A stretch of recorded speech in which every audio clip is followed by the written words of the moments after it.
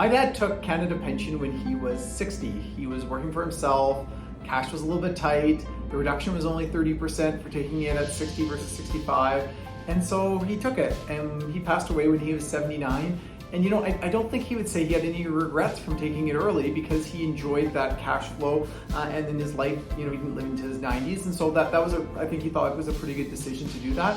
I'm going to go over some things to think about whether you should take or when you should take Canada Pension. So the first thing is, what's longevity look like in your family?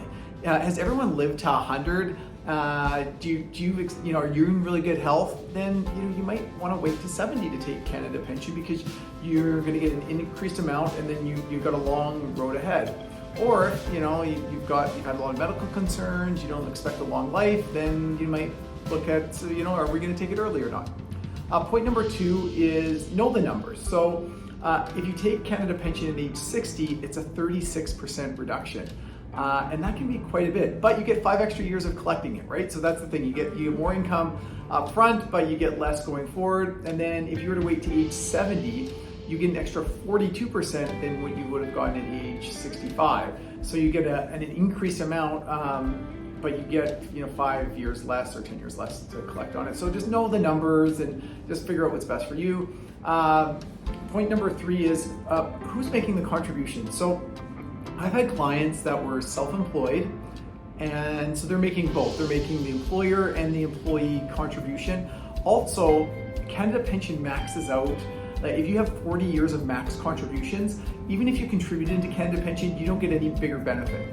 And so I've had some clients go, I'm making both contributions, I'm not getting any more benefit, I'm just going to take the thing. So they've done that. So factor in those factors and that part of that, and see what the best decision is.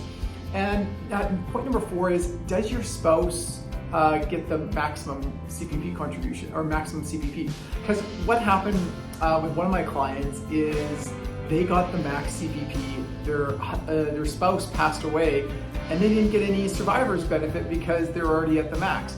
So if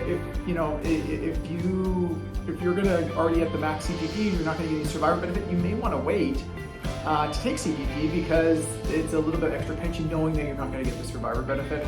So there's a lot more to go into it, but those are some points to think about when you're deciding on when to take Canada Pension.